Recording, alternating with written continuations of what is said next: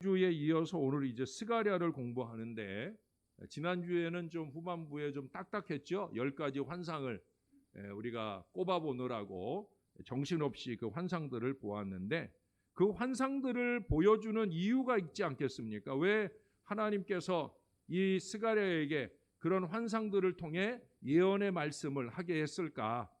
제가 지난주에 그 10가지 환상들을 말하기 전에 우리가 보았던 말씀이 있어요. 물론 1장 13절 선한 말씀, 위로하는 말씀으로써 이 환상들을 보여주신 것 맞아요. 그 다음에 14절 이하로 가보시면 내게 말하는 천사가 내게 이르되, 너는 1장 스가랴 1장 14절입니다. 내게 말하는 천사가 내게 이르되 너는 외쳐 이르기를 만군의 여호와의 말씀에 내가 예루살렘을 위하여 예루살렘을 위하며 시온을 위하여 크게 질투하며, 하나님이 예루살렘과 시온을 위해서 이방 나라들을 향해 질투한다는 거예요. 이제 오늘도 말씀에 보면은 그렇게 이방 나라의 멸망에 대한 예언의 말씀이 9장 이하에 나오고 있는 걸 보게 되는데, 하나님이 이방 땅을 향한 질투의 마음을 말씀하셔요. 안일한 여러 나라들 때문에 심히 진노하나니 나는 조금 노하였거늘 그들은 힘을 내어 고난을 더하였습니다. 하나님이 이스라엘을 향해 화가 난 건 맞다는 거예요. 그래서 그 화를 쏟아붓는 진노의 막대기로 이방 나라들을 쓰는 건 맞다는 거예요. 근데 하나님이 화난 것보다 더 설쳐됐다는 거예요. 하나님은 한 5% 정도 벌을 주고 싶었는데, 얘네들은 신이 나가지고 아수르라든지 바벨론이라든지 또 이 나라들만 아니라 그 주변에 뭐 두로나 시돈이나 아주 신바람이 나가지고 그렇게 이스라엘을 2배, 3배 더 괴롭게 만들었다는 거예요. 하나님이 그것에 대해서 화가 나셨다는 거예요. 16절까지 한 번 더 볼까요? 그러므로 여호와가 이처럼 말하노라. 내가 불쌍히 여김으로 예루살렘에 돌아왔은즉 내 집이 그 가운데에 건축되리니 예루살렘 위에 목줄이 쳐지리라. 만군의 여호와의 말이니라. 이제 하나님이 돌아오신다는 거예요. 이스라엘 가운데, 예루살렘 가운데 돌아오신다는 거예요. 그리고 하나님이 돌아와서 거할 곳, 바로 성전 건축의 위대한 사명을 이스라엘 가운데 주시게 되는 거예요. 그리고 거기 17절에 여호와의 말씀에 나의 성읍들이 넘치도록 다시 풍부할 것이라. 결국 이 10가지 환상을 통해 보여주고자 하는 바는 뭐냐면, 많은 시련을 이기고 성전을 건축하게 될 것이다. 뭐예요? 종국적으로는 이기게 된다는 거예요. 그러니까 내일 새벽에도 유사한 말씀을 듣겠지만, 결국 하나님의 백성들은 이기고 승리할 줄로 믿습니다. 학개서와 스가랴서는 세트라고 그랬잖아요. 여러분, 학개 2장 말씀을 보겠습니까? 학개 2장 9절입니다. 한 장만 넘기면 돼요. 학개 2장 9절 같이 한번 읽어볼까요? 시작. 이 성전의 나중 영광이 이전 영광보다 크리라. 만군의 여호와의 말이니라. 내가 이곳에 평강을 주리라. 만군의 여호와의 말이니라. 할렐루야. 하나님께서 이제 다시 짓게 되는 이 수룹바벨 성전이라고 명명되는데, 이 수룹바벨 성전이 이전에 솔로몬의 성전보다 더 아름답게 될 거라, 창대하게 될 거라. 물론 외적인 모양은 더 축소가 돼요. 나중에 이제 헤롯이 공교롭게도 더 크고 아름다운 성전을 지어내 주지만, 어떻든 옛날 솔로몬 성전을 기억하는 어르신들은 이 수룹바벨 성전을 보고 마음이 많이 아플 정도로 그렇게 약간은 초라하지만, 그래도 어떻든 하나님이 다시 짓게 하시는 약속을 이루어 주신다는 거예요. 여러분, 신앙과 인생을 사는 동안 크고 작은 어려움이 없을 수 없어요. 그러나 우리는 고난이 끝이 아니라 담대하라, 내가 세상을 이겼다 하시는 주님의 약속의 말씀대로 반드시 이기고 승리할 줄로 믿습니다. 그게 바로 예언의 말씀을 주시는 이유예요. 자, 7장, 우리가 6장까지 환상들을 꼽아봤고요. 7장, 8장의 말씀인데 여기서는요. 7장, 8장에서는 뭘 말씀하냐면 금식에 대한 말씀을 하셔요. 금식.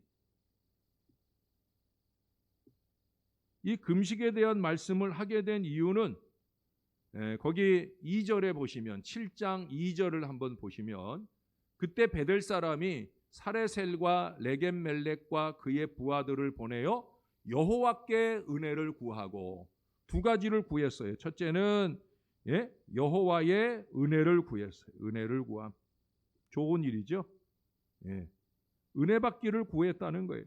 그리고 그 은혜 받을 방편으로 만군의 여호와의 전에 있는 제사장들과 선지자들에게 물어 이르되 내가 여러 해 동안 행한 대로 5월 중에 울며 근신하리이까. 근신이라고 표현했지만 5월 금식, 5월 금식을 다시 하리까. 이 금식에 대한 질문을 하게 되어집니다. 금식에 대한 질문. 5월 금식이라고 했어요. 5월 금식. 이스라엘은 거기 여러분 5절에 가보실래요? 5절에 온 땅의 백성과 제사장들에게 이르라.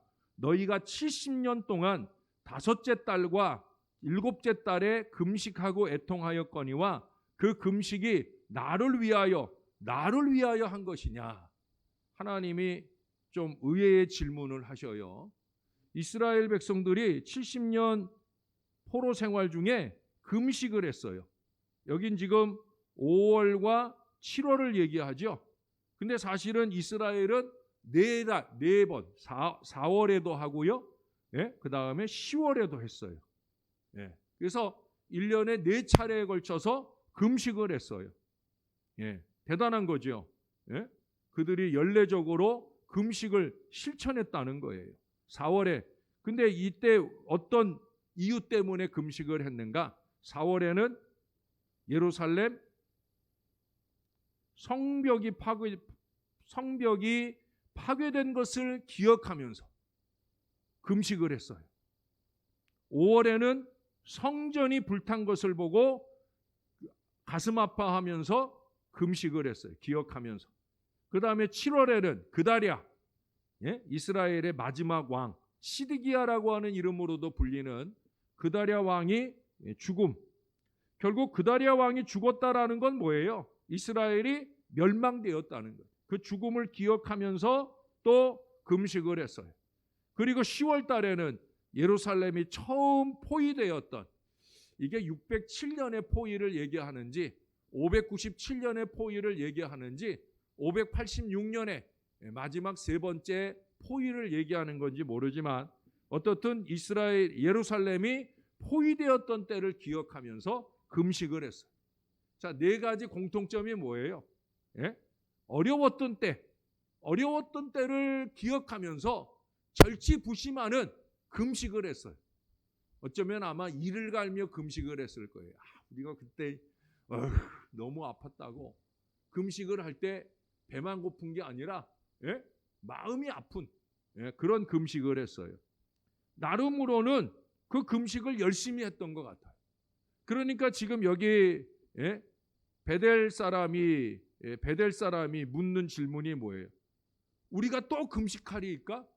아마 성전 건축의 대업을 다시 이어가야 할 사명 앞에 설 때 그것을 잘 감당할 마음으로 은혜를 사모하면서 은혜 받기 위해서 그럼 금식할까요? 라고 물은 거예요. 근데 의외의 대답이 하나님께로부터 옵니다. 너희들이 했던 금식이 나를 위하여 한 것이 맞느냐라고 묻고 있어요. 다시 말해서 그 금식이 누구를 위한 금식이었느냐?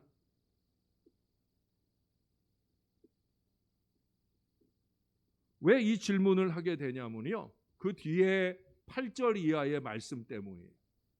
8절 이하의 말씀에 보면 만군의 여호와가 9절에 보세요. 만군의 여호와가 이같이 말하여 이르시기를 너희는 진실한 재판을 향하여 서로 인애와 공유를 베풀며 과부와 고아와 나그네와 궁핍한 자를 압제하지 말며 서로 쭉쭉쭉 얘기했는데 11절에 그들이 듣기를 싫어하여 등을 돌리며 듣지 아니하려고 귀를 막으며.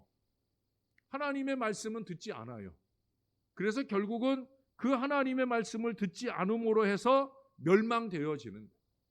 근데 멸망되어지고도 금식은 신용일 뿐이지 흉내일 뿐이지 금식은 금식대로 하면서 이와 같은 악행들을 자행하더라 하는 거예요. 신앙적 행위보다 말씀의 삶이 중요한데 그게 되지 않았다라고 하는 거예요. 금식보다 더 우선되어야 할 일. 지금 여기 9절부터 쭉 나여 10절에 말씀하는 거는 금식보다 더 우선되어져야 될 일들이 있는데 그 우선되어져야 할 실천적 신앙의 삶은 이루지 않고 그냥 밥 굽는 게 그냥 굽는 형식으로만 끝났던 때가 있더라고 하는 거예요. 그냥 종교 활동을 했을 뿐이지 진정한 금식이 없었다는 거예요. 그리고 하나님은 그런 금식은 아무 의미가 없는 것임을 말씀하고 있는 거예요. 경건의 모양만 있을 뿐이지 경건의 능력은 부족하다라는 얘기죠. 그래서 여러분 그 뒤에 13절을 가보세요. 13절. 내가 불러도 그들이 듣지 아니한 것처럼 그들이 불러도 내가 듣지 아니하리라. 금식을 하면서 더 같이 하는 게 뭐예요? 기도잖아요. 기도. 근데 금식하고 금식한다는 건 어떤 의미예요? 기도한다는 의미인데 기도해도 소용없다는 거예요. 금식 기도해도 소용없게 된다. 그 말씀을 하는 거예요. 자, 8장으로 가볼까요? 8장 13절에 가보십시다. 8장 13절. 유다 족속아 이스라엘 족속아 너희가 이방인 가운데에서 저주가 되었었으나 이제는 내가 너희를 구원하여 너희가 복이 되게 하리니 두려워하지 말지니라. 손을 견고히 할지니라. 여러분 이와 같은 은혜가 임하는 이유가 그 앞에 적혀 있어요. 만군의 여호와의 말씀인지라. 이제는 내가 이 남은 백성을 대하기를 옛날과 같이 아니할 것인즉 곧 평강의 씨앗을 얻을 것이라. 포도나무가 열매를 맺으며 땅이 산물을 내며 하늘은 이슬을 내리리니 내가 이 남은 백성으로 이 모든 것을 누리게 하리라. 왜 그렇게 하고자 하시는가? 그 이유가 있어요.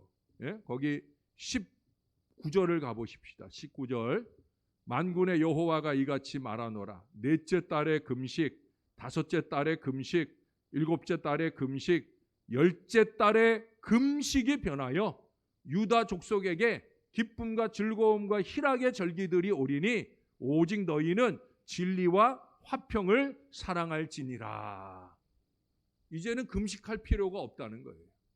여러분 금식도 아름답지만 금식할 일이 없는 축복 인생이 더욱더 아름다운 줄로 믿습니다. 이 사람들이 아까 왜 금식했다고 그랬어요?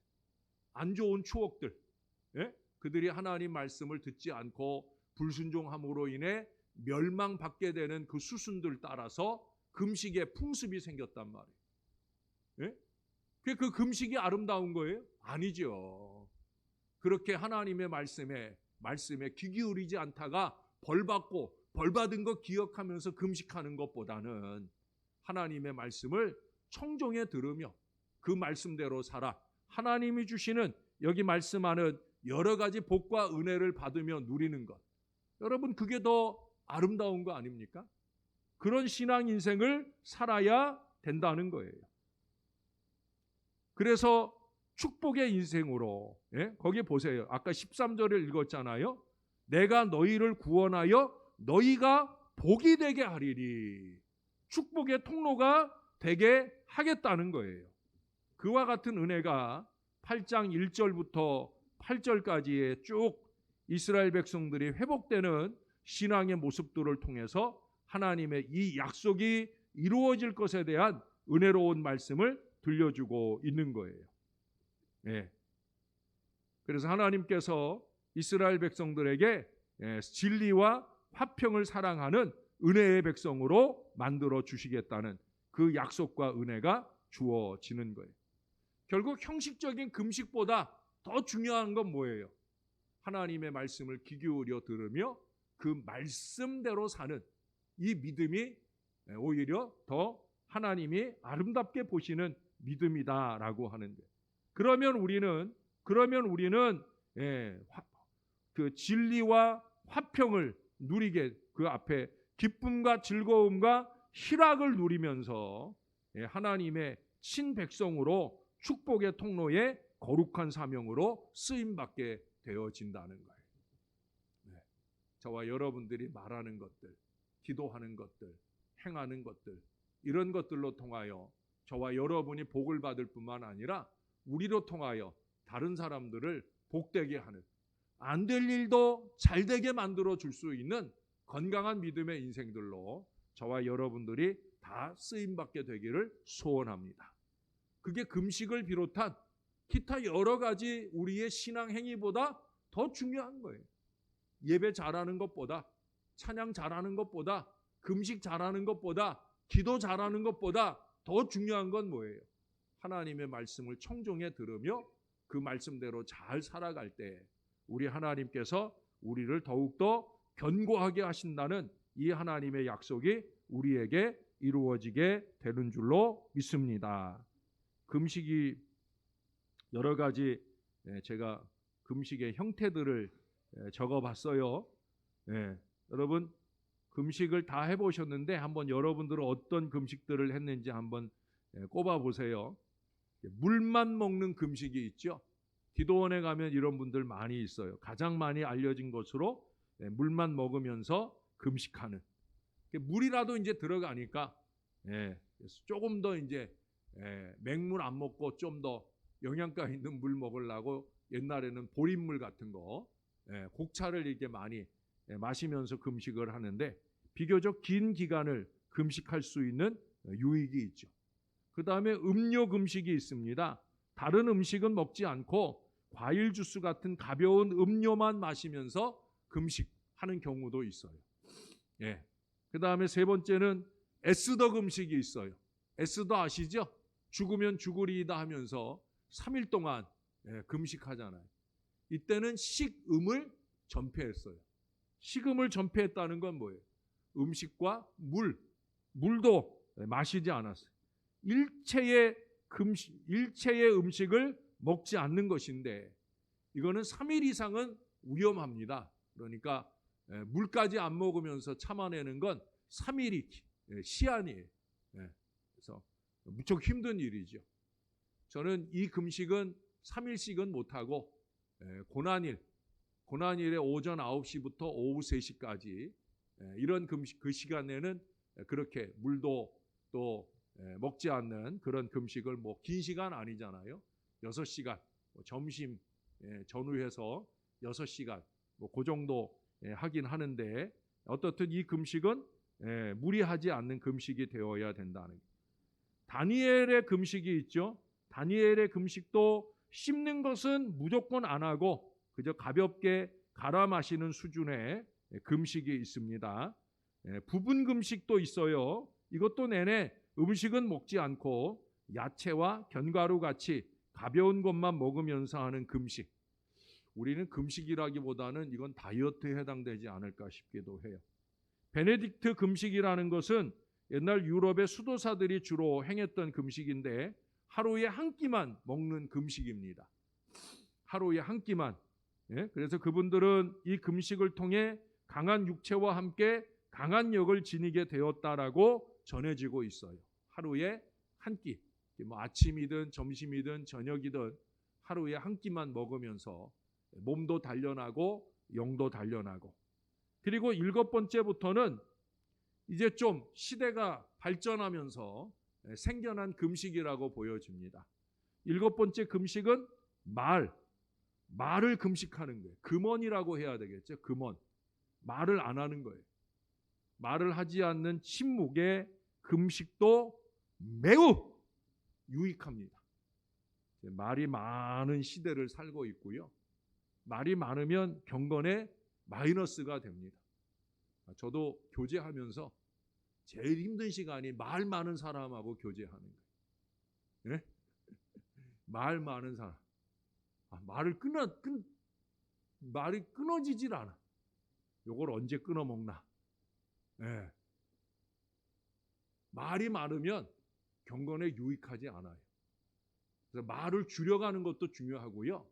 어느 시점에는 좀 말을 한번 안 하고. 예. 저는 신학교 다닐 때 이 금원 금식을 많이 했어요. 사순절 기간에는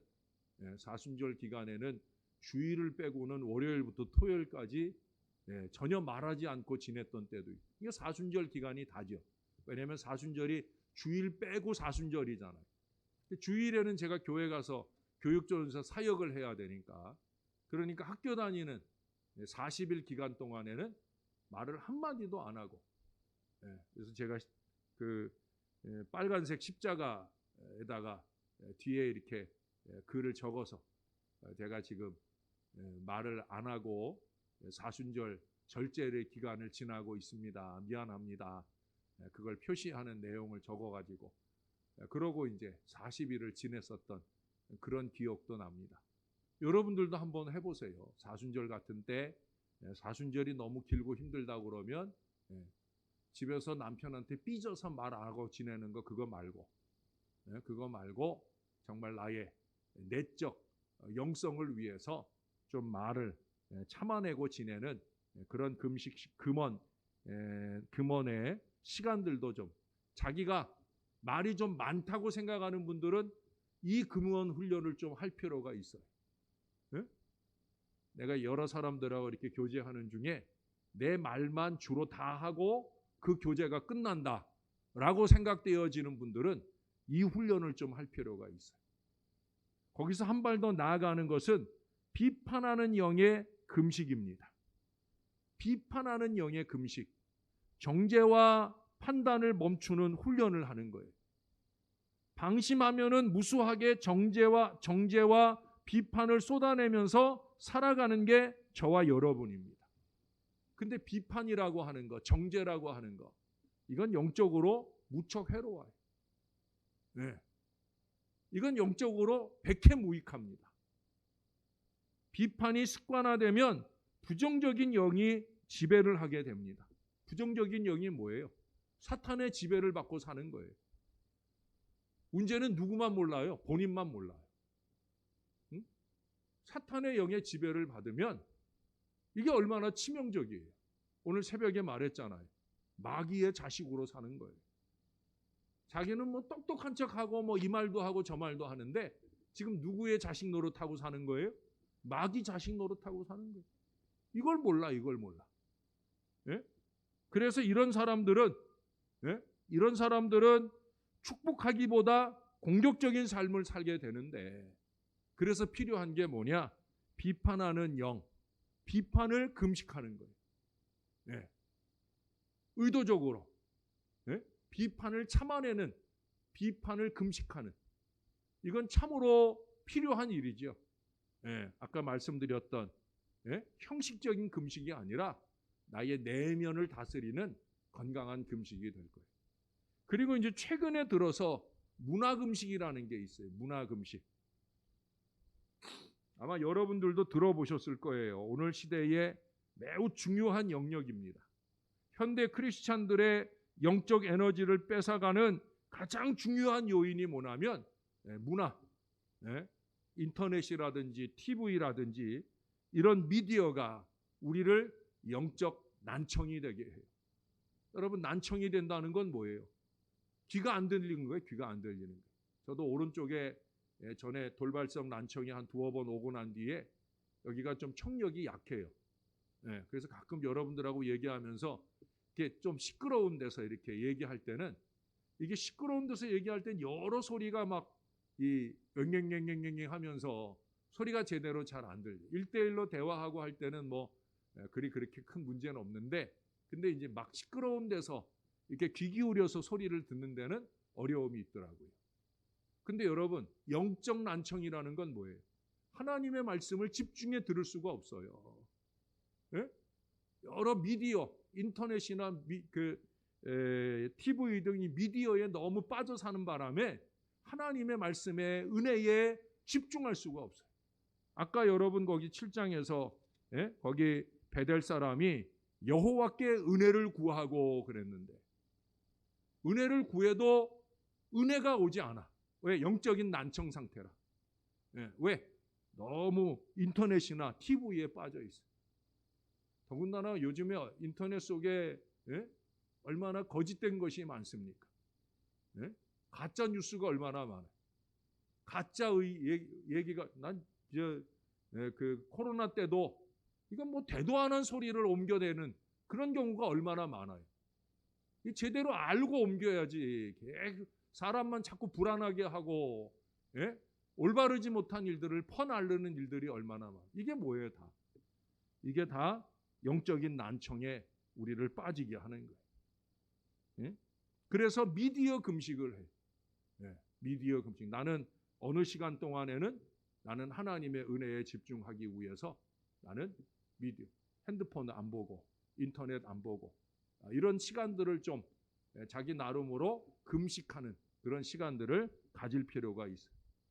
금식이라는 건 그야말로 광야 체험이에요. 광야 체험.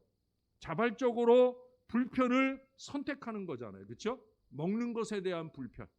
또 오늘날 문화 금식이라고 하는 건 내가 문화적으로 누리는 것들에 대한 불편.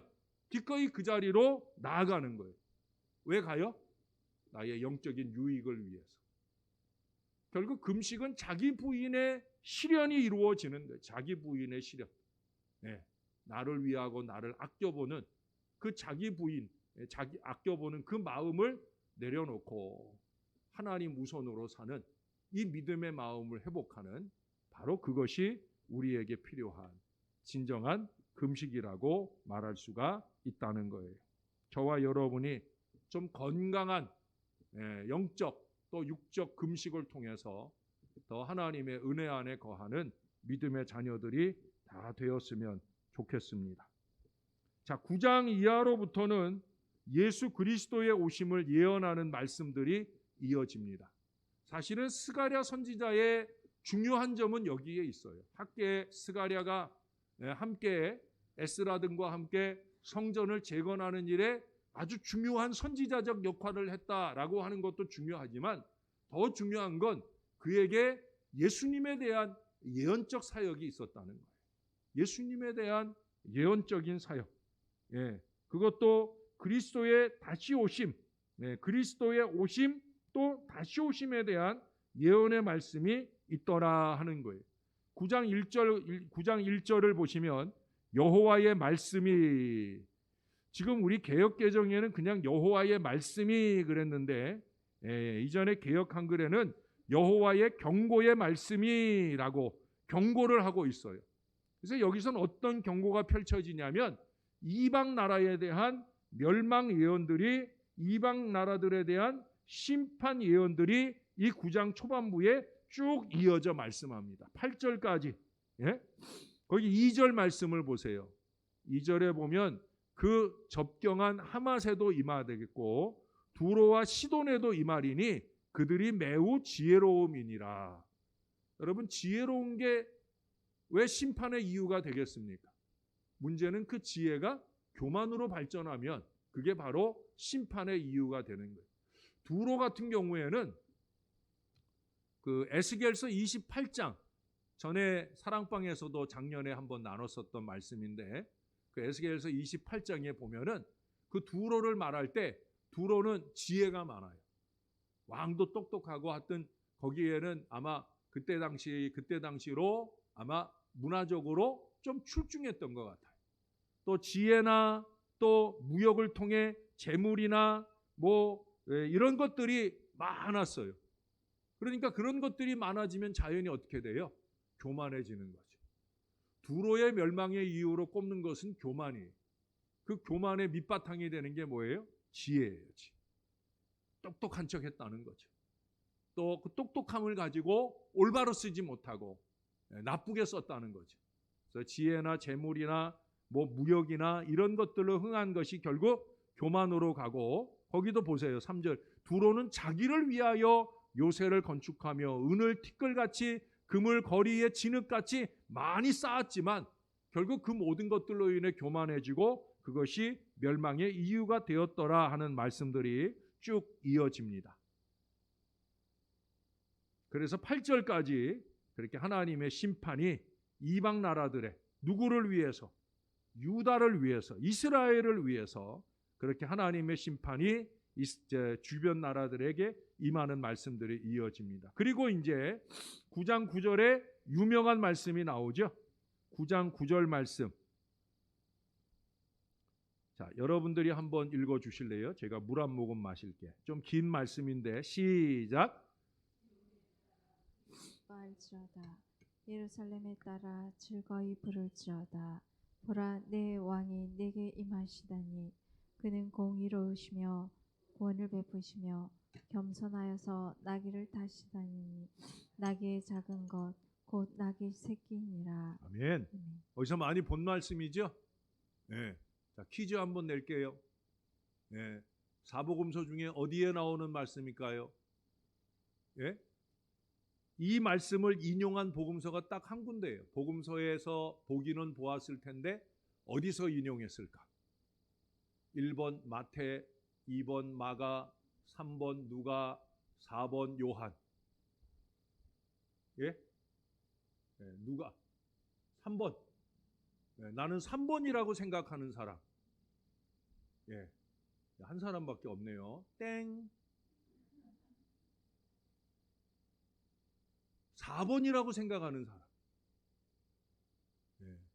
내가 볼 땐 1번까지도 손 아무도 안 들 거야. 네. 이건 틀려봐야 망신밖에 안 당하니까. 네. 어차피 답은 목사님이 얘기할 거고. 네. 네. 답은 마태예요, 마태. 마태는 구약을 많이 인용했어요. 그러니까 구약 말씀의 인용이 물론 뭐 마태만 인용한 건 아니지만 예수님께서 인용하니까 뭐 인용되어진 마가복음, 누가복음, 요한복음도 있지만 그러나 대부분 많은 구약의 말씀들은 누가 많이 인용했냐면 마태가 인용했어요.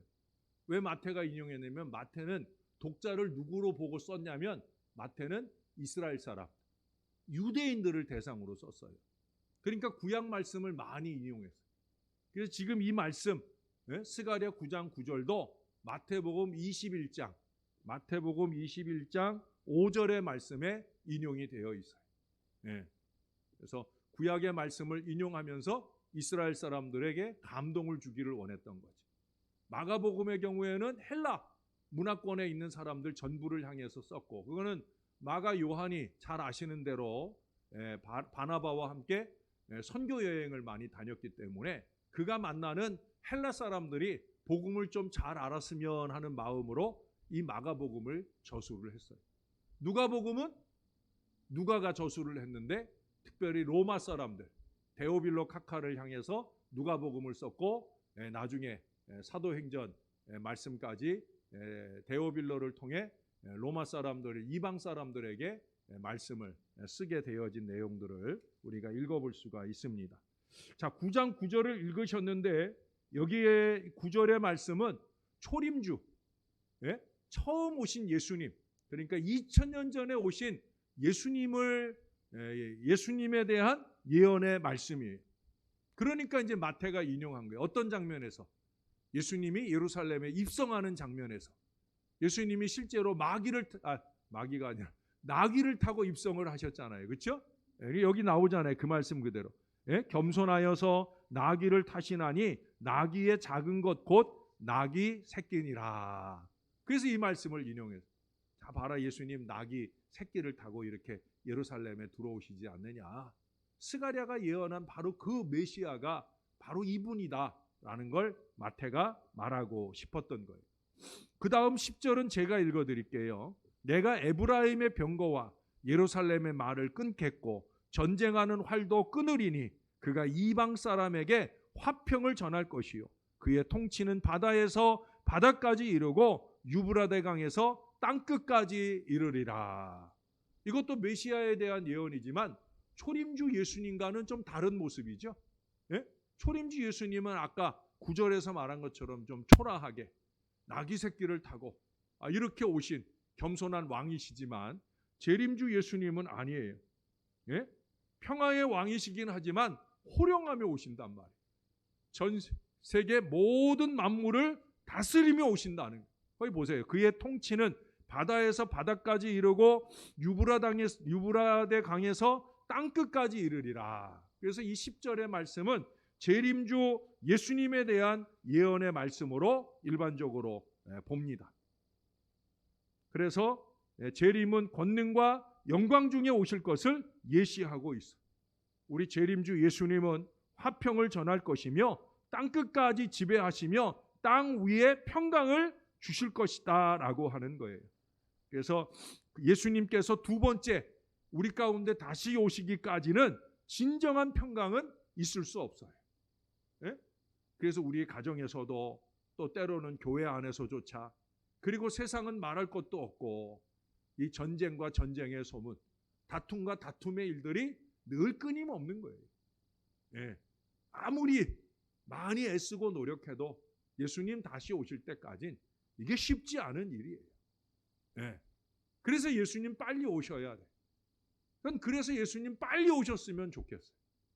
예. 마라나타, 아멘 주 예수여 빨리 오시옵소서. 이 마음이 간절합니다. 왜? 예수님이 오셔야 진정한 평화, 진정한 화평이 임하게 되니까. 그러니 우리가 할 일이 뭐냐? 10장에 가보십시다. 거기 1절에 보시면 봄비가 올 때에 여호와 곧 구름을 일게 하시는 여호와께 비를 구하라. 비를 구하라. 예? 무리에게 소낙비를 내려서 밭의 채소를 각 사람에게 주시리라. 여호와께 은혜의 비를 구하라는 거예요. 이 당시는 농경사회잖아요. 농경사회에서 비가 와야 할, 봄비가 와야 할 때 비가 오게 되는 거는 그만큼 안녕과 축복의 상징이에요. 안으로는 번영하고 밖으로는 승리를 상징하는 것이 바로 이 비예요. 그 비를 구하라고 하는 거예요. 근데 그렇게 하나님의 은혜의 단비를 구하도록, 구원의 단비를 구하도록 그렇게 명령하고는 2절 이하에서 다시금 이스라엘이 멸망했던 근거들을 얘기를 합니다. 그걸 얘기하는 이유는 다른 데 있지 않아요. 앞서서도 우리가 지난주에 봤지만 결국 회개하라는 거예요. 회개하라. 2절 이하에서 이스라엘의 범죄들을 쭉 나열하는 것.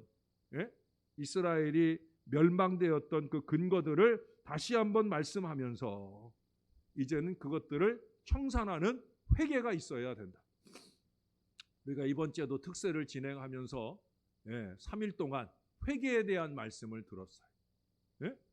3일 동안 회개에 대한 말씀을 들었어요. 왜 회개가 필요하냐? 빈자리에 은혜의 비가 오는 거예요. 회개를 통해 깨끗하게 씻겨진 자리, 깨끗하게 비워진 자리에 은혜의 단비가 채워지게 되는 줄로 믿습니다. 버릴 줄 아는 사람이 크게 얻을 수 있는 거예요. 그 중에 으뜸 버릴 게 뭐예요? 바로 죄라는 겁니다. 죄. 그래서 이 죄를 잘 버리는 사람이 은혜도 많이 채울 수 있고요. 하나님의 축복도 번영도 형통도 많이 채울 수 있게 될 줄로 믿습니다. 왜 그래요? 영광이라든지 성취라든지 능력이라든지 승리라든지 번영이라든지 이 모든 것들은 다 위로부터 오잖아요. 위로부터 은혜의 빗줄기처럼 그렇게 오잖아요. 그걸 받아 누릴 수 있기를 위해서는 위에서 원하는 걸 해야 되죠. 위에서 우리 하나님께서 우리에게 원하시는 건 뭐예요? 청산이에요. 청산.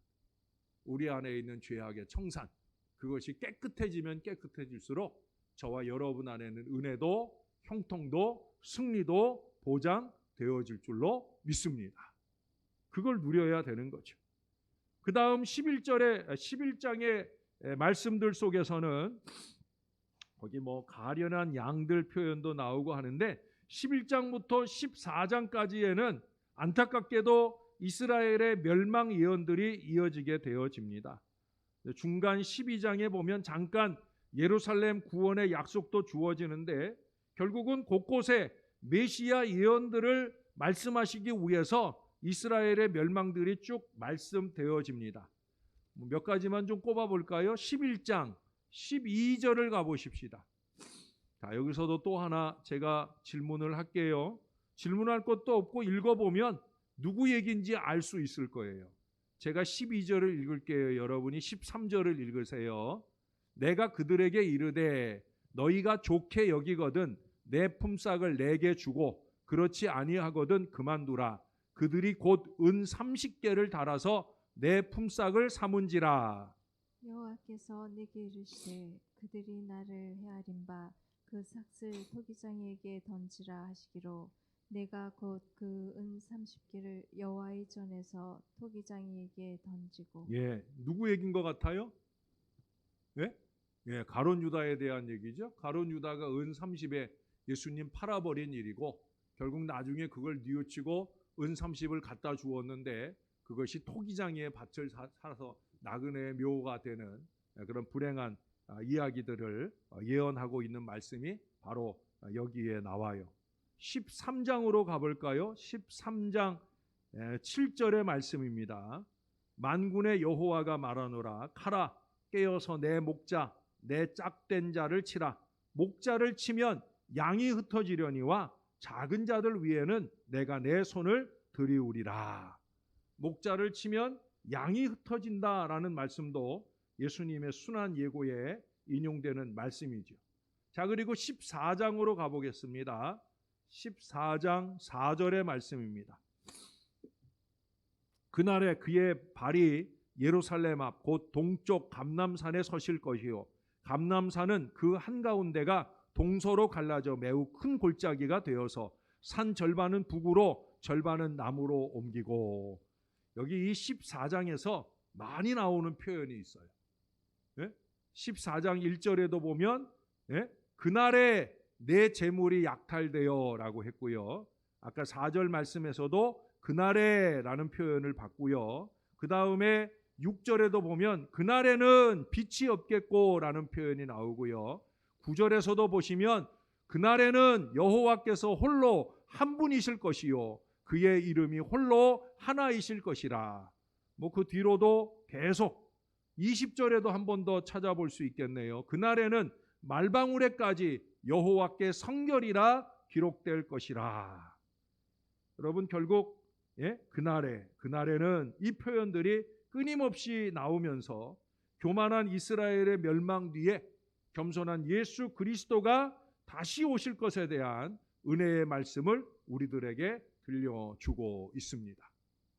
스가랴 선지자의 예언대로 이스라엘은 그렇게 로마에 의해 완전히 멸망되어집니다.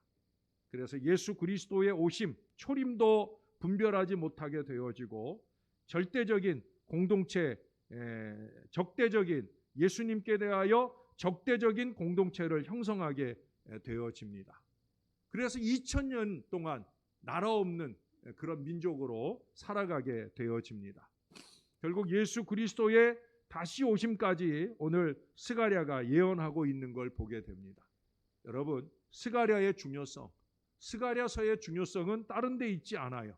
물론 그가 눈으로 보이는 성전, 그리스도의 몸인 성전을 재건하고 굳건히 하는 일에 중요한 역할을 하기도 했지만, 그러나 보이지 아니하시는 하나님, 우리 주 예수 그리스도의 초림과 재림을 모두 다 예언한 예언자로서 훨씬 더 그 중요한 의미를 갖는다는 거예요.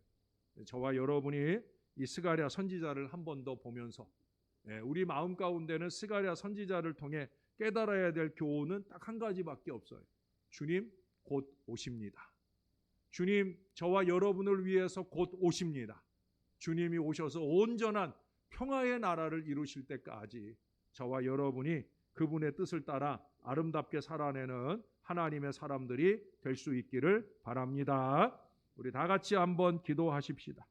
이 시간 기도하실 때 우리 주 예수 그리스도의 그 오심에 합당한 믿음의 준비를 잘 갖추고 살게 해달라고, 주님이 오실 때 부끄럽지 않도록 그렇게 우리의 마음과 삶의 내적인 금식을 주 앞에 잘 이루면서 주님이 거룩하다, 주님이 신령하다, 주님이 성결하다 여길 만한 믿음의 삶으로 준비되며 살 수 있는 하나님의 사람들 되게 해달라고 다 같이 한 마음 한 목소리로 간절하게 기도하겠습니다. 좋으신 아버지 감사합니다. 오늘도 스가랴 선지자를 통해 한 번 더 배우나이다. 우리가 믿음의 모양으로 사는 것이 아니라 믿음의 마음으로 살아야 할 것을 깨닫습니다. 하나님, 하나님의 말씀을 경청에 귀 기울여 들으며 그 말씀이 우리에게 주시는 교훈을 따라 사는 하나님의 사람들이 될 수 있게 도와주시옵소서. 부족한 저희들에게 신령한 지혜와 믿음을 주셔서 우리 하나님께서 원하시는 제사장 나라의 아름다움을 회복해 가게 도와주시옵소서. 우리 하나님, 우리가 이루어야 될 건강한 금식을 깨닫게 하여 주옵소서. 하나님, 인애를 기뻐하게 하시고 하나님, 어렵고 힘든 이들을 생각하며 그들과 나눌 귀한 믿음의 마음들로 우리 안에 채워 주시옵소서. 그저 밥 한 끼 굶는 것이 중요한 게 아니라 우리 마음이 어떤 믿음으로 살아야 하는지를 깨달아 아는 것이 중요한 것임을 잊지 말게 도와주옵소서. 하나님, 육신을 금식을 통해 비워내는 것보다 우리의 영혼의 죄악들을 씻어내는 이 거룩한 금식들이 우리 안에 이루어지게 도와주시고 주님 뜻을 이루어갈 수 있게 인도해 주시옵소서. 주님,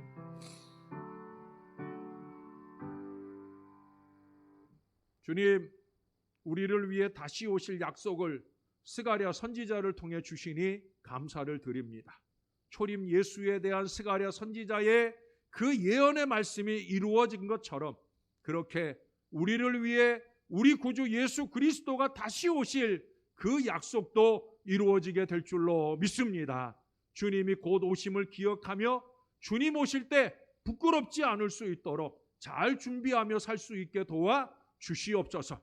주님이 다시 오실 때도 다시 오실 때지만 우리가 주님께 부름받고 가야 할 때도 아무도 예측할 수 없음을 알게 도와 주옵소서. 어느 날 우리 가족들 중에 누군가 잠들어 있는 나를 깨우러 왔는데 나는 이미 이 세상 사람이 아닌 순간을 누구라도 만날 수 있는 걸 잊지 말게 도와주시고 그러니 늘 준비하며 잘 살아내는 우리 한 사람 한 사람 되게 도와주시옵소서. 주여, 부족하지만 우리를 평화의 도구로 사용하여 주셔서 평화의 왕으로 오시는 주님 보시기에 합당한 믿음의 삶이 이루어지게 도와주시옵소서. 무더운 날씨 가운데 교회 왔다 돌아가는 이 주의 자녀들의 발걸음을 안전함으로 지켜주시고 주일을 향해 남은 3일 동안에도 지치지 않는 하늘의 은혜와 능력으로 붙들어 주시옵소서. 감사드립니다. 예수님의 이름으로 기도합니다. 아멘.